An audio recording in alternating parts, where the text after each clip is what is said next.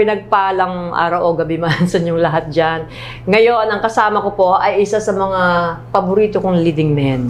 Kasi bukod sa gwapo na, mabait, magaang kasama, mahusay na artista, at kumpare ko siya. Bago-bago lang. Bagong kumpare lang. Pero noong pa, mga ilang beses nagkasama ilang beses na ba kita naging asawa? Marami na. Marami na? Marami na since 90s pa. Basta po, isa sa mga naging asawa ko. sa pelikula, palakpakan natin. Palakpak! Lito Pimentel po. Lito Pimentel. Okay. Kapatid, welcome. Sa Finding Hope with Ami. Thank you. Pinagpalang araw po sa inyong lahat. At God be with us in this episode. And you'll find hope sa mga message na maaari nyo makita sa amin. Amen. Amen. Yun naman ang purpose natin.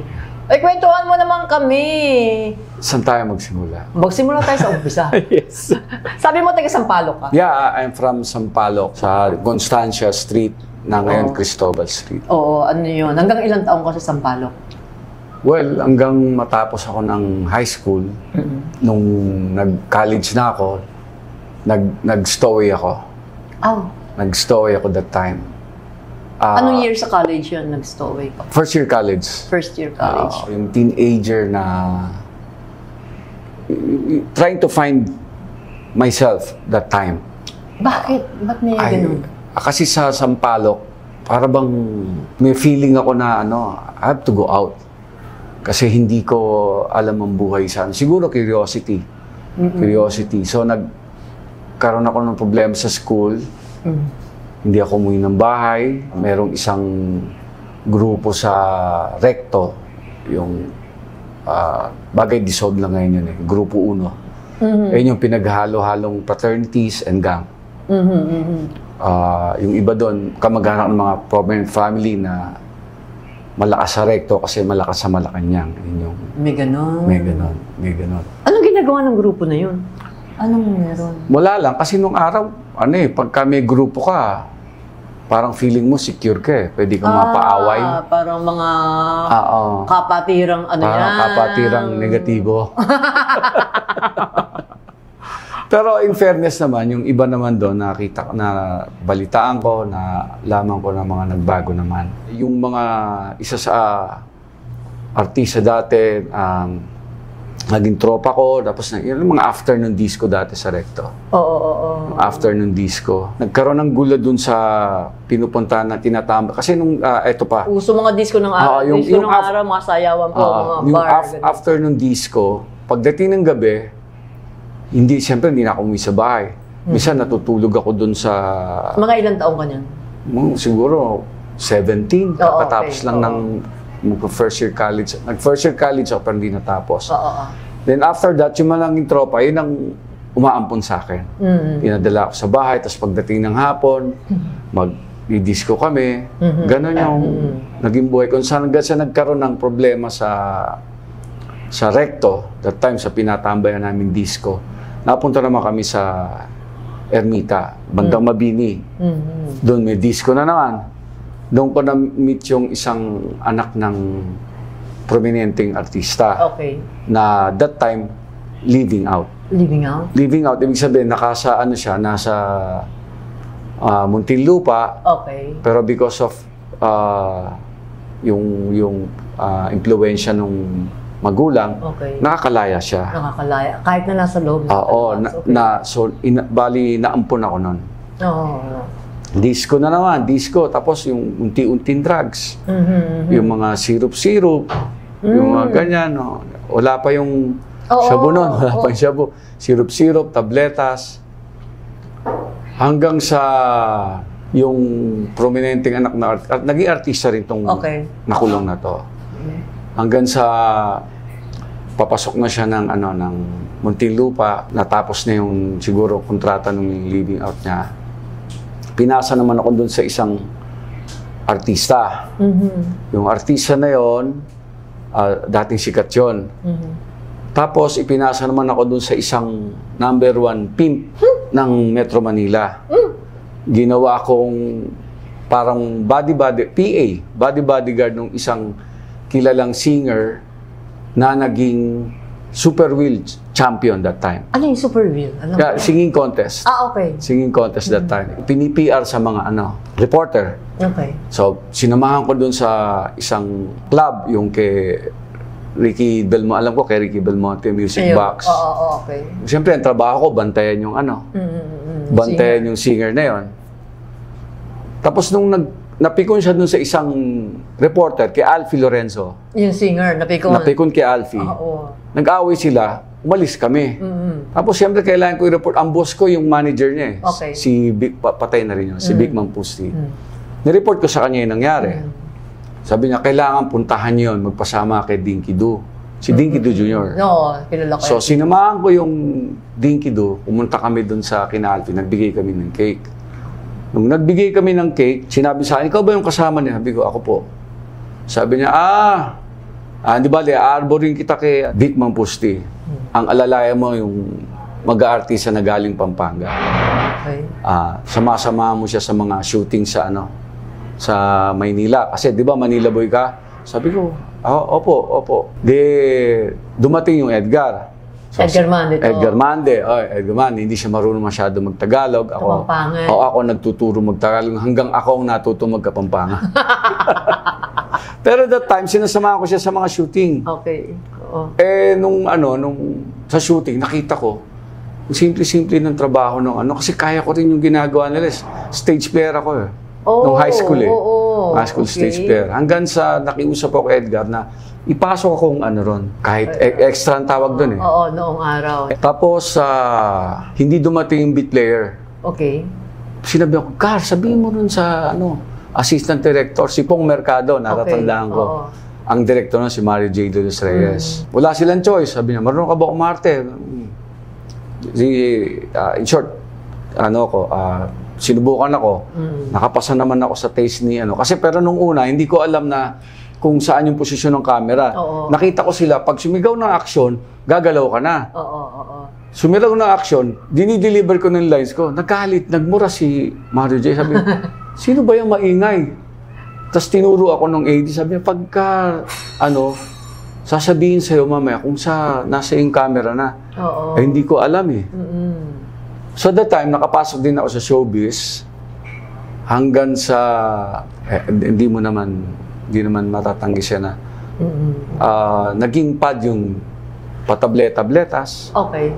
Alam mo yun. And that time, nagkaroon ako ng ilag doon sa pinaniniwalaan ko. Tuwing makakita ako ng church, hindi ko siya nire-recognize. Excuse me doon sa nag-aantanda. Tawag doon antanda eh. Tatanungin ako, ba't di ka nag-aano? Hindi ako kumikibo. Kasi ang feeling ko noon, ano ba itong dinadaanan ko? Parang lahat ba ng taong makakaharap mo, kailangan meron kang gagawing pabor bago mo makuha yung gusto mo. Hindi naman yung gusto mong sobra, pero sabi ko, ganito ba ang ruling nitong pinaniniwalaan ko?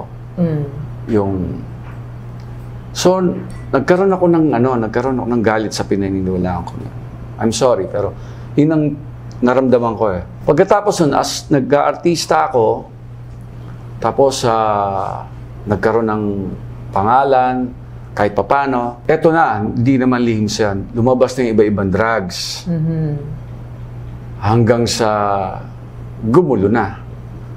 Yung isang kapatid ko, yung Kuya Jess ko, na born again, nakakaramdam na siya kasi simula nag-artist, ang ganda na itsura eh. Tapos nung nagda-drugs ka na, parang nababawasan na yung aura mo, yung kinang nababawasan eh.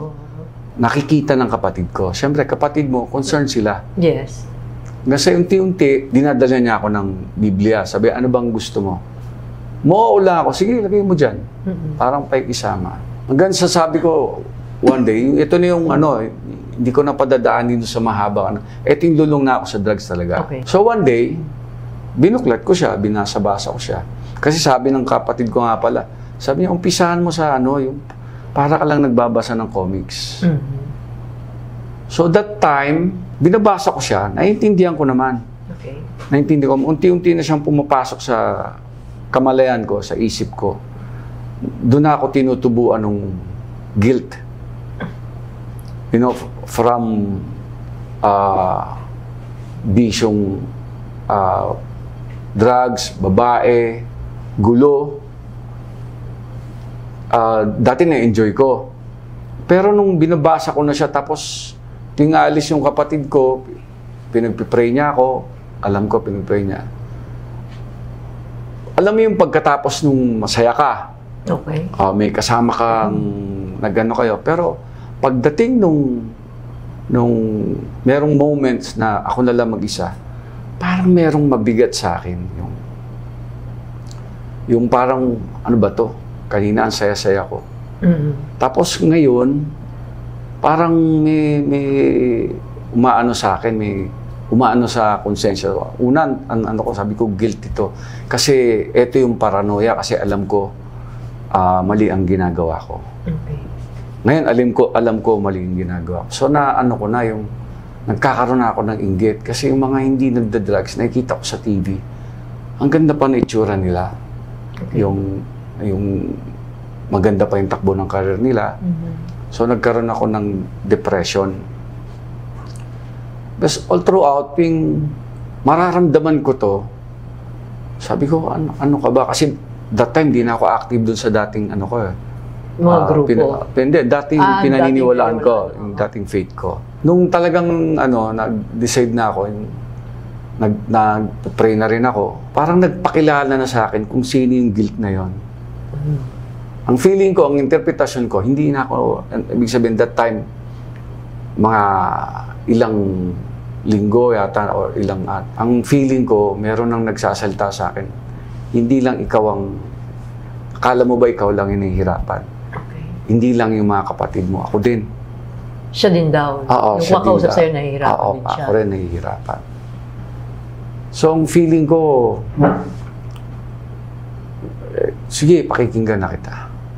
Okay. So, ang feeling ko, siya yun. Si Lord Jesus yun that time. Ang feeling ko, nung na-realize ko na, nung maliwanag na isip ko na, sinasabi sa akin na, yun, John 3:16 nga pala. Yun yung John 3:16 na binigay ko sa'yo yung bugtong kong anak para sa'yo. Ibig sabihin, to save ka. Tapos, ano tong ginagawa mo? So, ang feeling ko, kailangan ko ng magbago. Kailangan ko nang kalimutan ko na yan. So, nagkataon yung pinsan ng sister-in-law ko. Kinausap na yung brother ko na we only have two choices.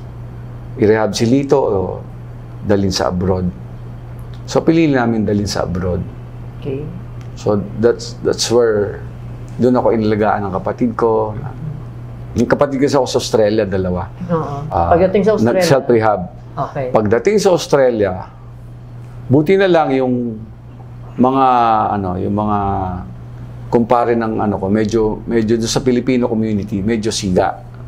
Medyo siga. May puwersa, may clout. Ganyan. Kasi pag adik ka, alam mo kung sino yung adik eh. Oo. Kita ko sila eh. Tapos nagtataka ko, bigla silang lumalayo. Yung pala, nalaman ko, binili na nung na kinausap sila. Sabi niya, si Lito pupunta rito. Pagka nakita niyo si Lito, pwedeng umalis na kayo. Kasi hindi niya naman mapakialaman eh. Kasi may rights. Iba ang rights doon eh. Pwede kang demanda eh.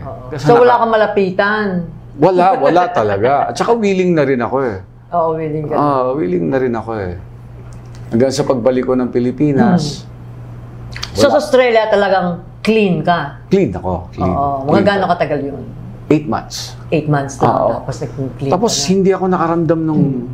Ang pinakagiyang ko, yung ano ba sa Tagalog yung cravings. Ang cravings ko napunta sa pagkain. Lumaki naman ako. Kasi doon lahat, sariwa, fresh. Kung gusto mo ng fresh fruit juice, andyan dyan, gatas, tumaba naman ako. Hanggang sa, siguro, hindi ako para doon, nainip ako. Okay. Sabi ko, kailangan kong umuwi ng Pilipinas.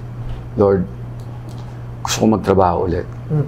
Kasi doon, nagsubok ako magtrabaho, hindi talaga Hindi para siya. hahanapin mo talaga yung pag-aartista. Oo. So, nung pagdating dito, yung sister-in-law ko, yung brother ko, nagpe-pray sila na magkatrabaho ko. Ang tagal. Ang tagal. Isang taon may wala akong trabaho. Oo. At that time, nagsisimula pa lang ako, kakaano ko pa lang sa Pilipinas, sa kanila ako nakatira. So, nakaasa ka sa kanila during that time? Nakaasa ako sa kanila. Binigyan naman ako ni Lord ng trabaho at I know na, o sigurado na gusto niya munang ihanda ako. Kasi alam niya marami pang tukso. Okay. Hindi ka pa, kumbaga mahina ka pa, hindi ka ba ganun kalakas? Hindi, pero nakakapit ako sa kanya na. Oo, okay. Alam mo yung, kaya pala sinabi na huwag kang huminto sa pagdarasal. Okay. So kasi ang interpretation natin ng pagdarasal dati, yung you have to, yung pala in your mind, pwede ka magdasal. Oo. Pwede ka humiling sa kanya. Oo. Kasi hindi ka naman niya pababayaan eh. Okay. Like halimbawa, alam mong na tutukso ka doon, hindi mo kailangang pumikit at may time na pwede yun sa sa interpretasyon ko. No? At sa experience. Yeah, at right at that moment, humingi ka ng tulong, Lord. Tawagin mo lang siya, Lord, anong yung sitwasyon ko, help me. Pag nanghihina ka. Pag nanghihina ka, like, wala na, doon pala yung kaya pala sinabing, sa interpretasyon ko, no? Kaya pala sinabing huwag kang huminto sa pagdarasal kasi may mga moments na nandiyan dyan yung kalaban eh. Palagi ako. Oo, nagda-drive ka, may kausap ka, nalilibang ka, masaya ka, malungkot ka, andyan ang tukso eh. Kaya walang perfecto, pero pwede tayong fireproof. Yes. Diba? Because of Him. Kasi hindi ka naman niya talaga papabayaan eh. So, inaami mo pagka natutukso ka, dadasal ka lang agad. Yes. Lord help. Yes. So, ano yung pinagpapasalamat mo sa Panginoon sa nagawa niya sa buhay mo? Yung hindi niya ako binitawan nung kasagsagan nung pagiging adik ko. Na kahit Oo, yung in any form pwede siyang dumating sa'yo. Sa akin, yung guilt, yung parang talagang yung alam mo, saya-saya mo lang kanina. Tapos pag mag-isa ka na, eto na. Eto na yung nung malinaw na isip ko, doon ko naisip na siya yun. Kasi wala namang iba eh. Kasi yung kalaban, hindi ka naman palulungkutin yan eh. Pasasiyahin ka? Pasisiyahin ka, oo naman. Oo. Pero walang kalungkutan sa kanya. Pero ang ending, kung meron tayong maiisip na salita ng worse than malungkot, yun na yun. Pinaghalo-halo. Hindi mo alam. Kapahamakan pala ang ending. Kapahamakan, yes. So parang trap lang pala yung... Trap. It's a trap. Kasi nung una, ang saya-saya mo, pero pag lumilinaw na isip mo, dami mo ng problema. Health, yung consciousness mo, career, yung financial, lahat. Andyan na. Tapos pati yung kagwapuhan mo, sabi mo. Ibabalik na lang naman sa'yo ng kalaban. Di ba ang saya-saya mo? Di ba? Kay Lord, talagang pasisikipin yung dibdib mo. Okay. Para tawagin mo siya na siya yung umaano sa'yo na walang maluwag na daan sa akin. Diba? Walang maluwag na daan. Pero pag nandiyan ka sa kanya, wala kang kailangang iba. Basta sundin mo lang siya. Yung sa akin siya lang ang kailangan. Siya lang ang kailangan mo. Kasi wala naman siyang problema na ibinigay na walang solusyon. Siya yun eh. Siya yung solusyon eh. Basta tatanggapin mo lang eh. Yung feeling na may umiiyak sa sa dibdib mo, siya yun. Yung, hindi siya umiiyak, not just, umiiyak siya dahil sa'yo. Kasi iniiyak ka niya dahil mahal ka niya. So naramdaman mo yun, na umiiyak ang Panginoon para sa'yo? Oo, naramdaman ko Hindi siya masaya sa nangyayaring hindi maganda. Pag hindi maganda nangyayari sa'yo, umiiyak siya? Oo, naramdaman ko. Naramdaman ko. May sitwasyon ka ba na napatunayan sa sarili mo na yung sitwasyon na yun, sinamahan ka niya, inalis ka niya doon, na nung naninikip ang dibdib mo, naging klaro. Meron kang isang Maraming beses. Maraming beses. May nare-recall ka bang isang kahit isa lang? Yung pagda-drugs. Kung hindi ko sinunod yun, at hindi ako nag-abroad, baka wala na ako ngayon. Kasi ang purpose kaya ako aalisin dahil kasi nasa NARCOM yung official na pinsan ng hipag ko eh. Okay. So, alam niya, in danger. Hindi lang dahil sa pinsan ako, pinsan niya yung... bayaw ako nung pinsan niya. Delikado na yung lagay Delikado na yung lagay ko. Delikado yung lagay ko. So, baka, na ako. Para maging safe ka, kailangan ikulong sa rehab? Rehab or i-abroad? Or abroad ka, ilayo ka. Kasi naririnig ko na rehab. No offense, man. Hindi naman siguro lahat. Yung mga naririnig ko, magpapahinog lang sa ibig sabihin, magpapahinga lang sa rehab. Paglabas, ganun din. Ganun pa rin, Kasi ang daming ganun. So yun ang fear ko, gusto ko na talaga magbago. Okay. Gusto ko nang magbago nun. Kaya lang may kakatok. Yan na naman ang tukso. Diba? Tapos may kantsaw. Pero nag-decide na ako, kahit anong kantsaw niya dyan. Tapos, alam ko ang dami brother ko, alam ko nagdadasal sila. Alam ko may mga friends ako na Christian that time na mga nangihinayang sa akin na ang sakit-sakit pakinggan para sa akin. Pero totoo yung sinasabi nila. Lito, iba na itsura mo. Tigilan mo na yan. Ang feeling ko sa kanila kaaway, hindi ko alam, yun yung parating ni Lord. Parating ni Lord na kailangan mo magbago. Whatever I have today, it's a blessing from Him. Kung hindi ako niwala na there's Jesus Christ, I don't know kung saan ako dadamputin. Hallelujah. Hindi naman madali ang buhay. Diba? Hindi sa lahat ng tao. Pero there will come a time na you will accept. So as early as possible, yung isa pinagsisihan ko na kung mas maaga ako nakinig, mas maaga ako na-blessed. Actually, binibless niya na ako kaya lang tinatanggihan mo. Tinatalikuran mo. Kasi ang feeling kasi na tayo sa paniniwala na yung punta ka lang ng Sunday, you will be forgiven. Di ba? Okay. Parang obligasyon lang, enough na. Enough. Hindi pala ganun. Hindi ganun. Hindi ganun. Kailangan may personal na relasyon talaga. Kailangan yung personal talagang alam mong every second, every moment na kailanganin mo siya, andyan siya. Wag kang ihinto ng pananalangin na wag kang ihinto ng panalangin. So you mean, lagi aware ka na nandiyan lang siya sa tabi niya? Yes. Sa tabi mo? Yes. Or kasama mo dyan sa puso? Kasama ako sa puso. Kasama. And yun ang binibuild ko gusto ko i-build sa mga anak ko na andyan lang siya. Kung hindi niya ako dinisiplin, I don't know kung nasan ako. Baka wala na ako. Nahirapan ka ba nung dinidisiplina ka ni Lord? Oo, kasi adik ka sa sarap eh. Oo.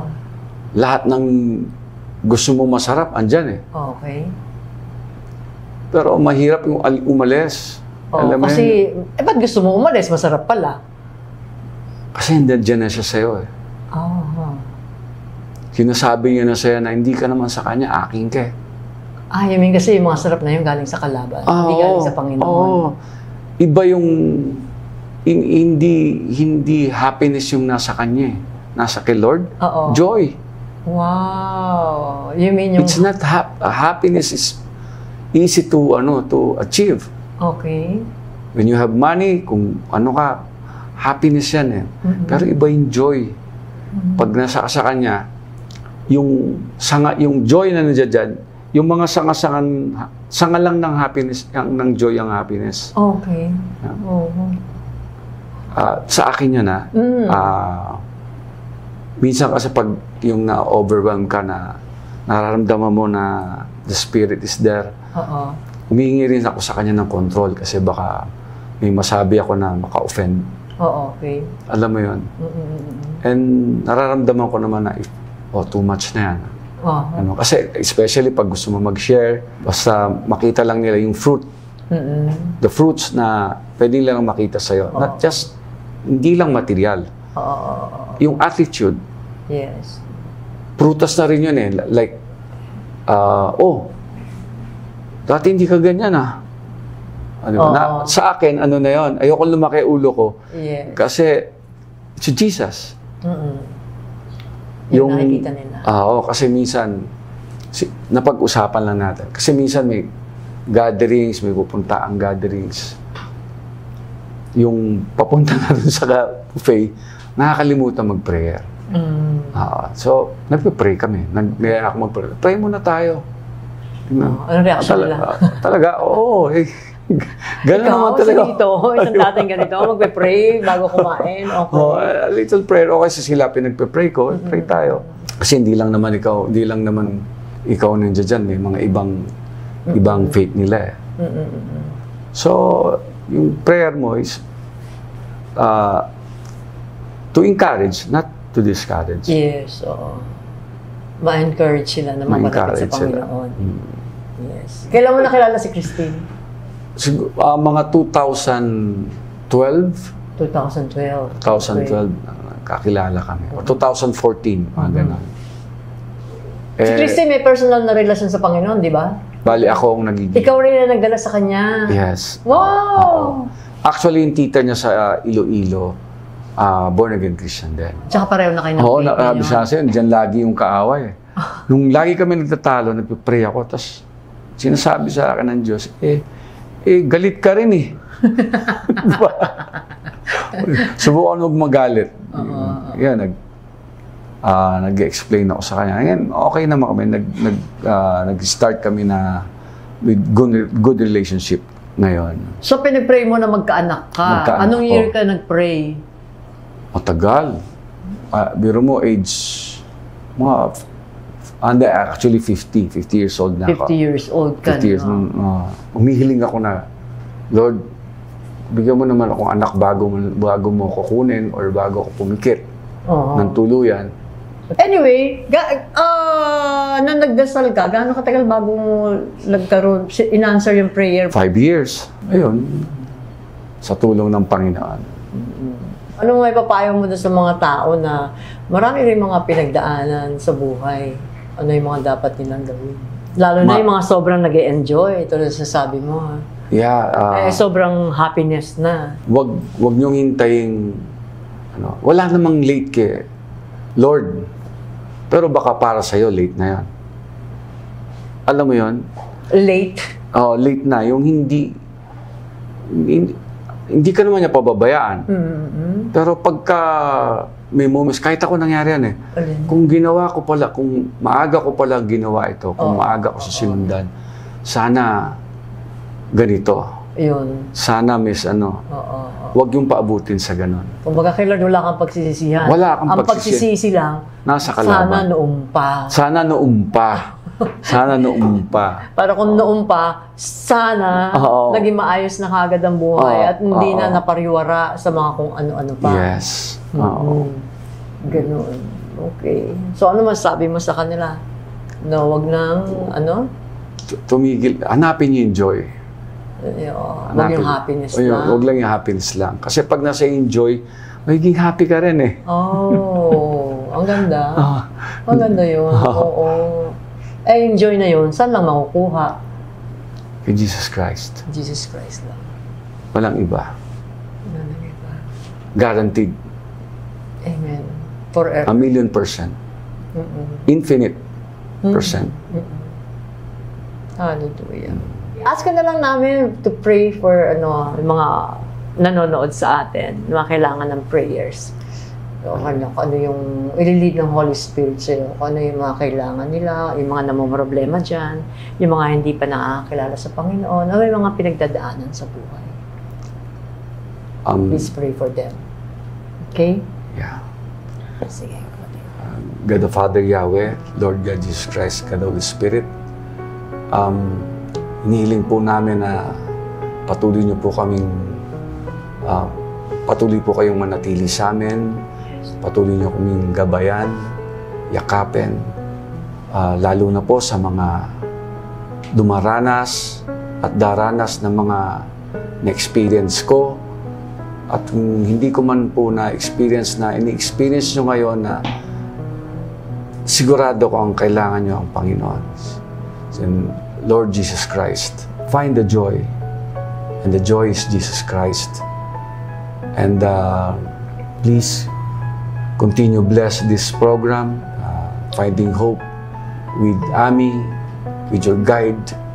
And Lord, nawa po naging isa kami sa nagamit para ipaalam sa lahat na lagi kang dyan, na ang pagmamahal mo sa amin hindi magbabago now and forever. In Jesus Christ's mighty name, we pray. Amen. Amen. And amen. Ang ganda. Maraming salamat, kapatid. Thank you, Ren. Alam mo yung dati, hindi ko alam na ano eh. Basta sabi ko, Mayet, ang sarap kasama. Tapos nagkakausap kami, meron din pala siyang personal na relasyon sa Panginoon. Kaya sabi ko, hindi ko siya mag-guest dito sa Finding Hope with Ami. Diba? Nakikita mo lang yung bunga, pero hindi ka sure kung saan nagagaling. Ay, yung pala, kasi si Lord Jesus Christ is in you. Yes. Hallelujah. Maraming salamat, kumpare, kapatid. I love you with the love of the Lord and your family. Hanggang susunod po ulit, dito pa rin sa Finding Hope with Annie. Maraming salamat sa inyong lahat.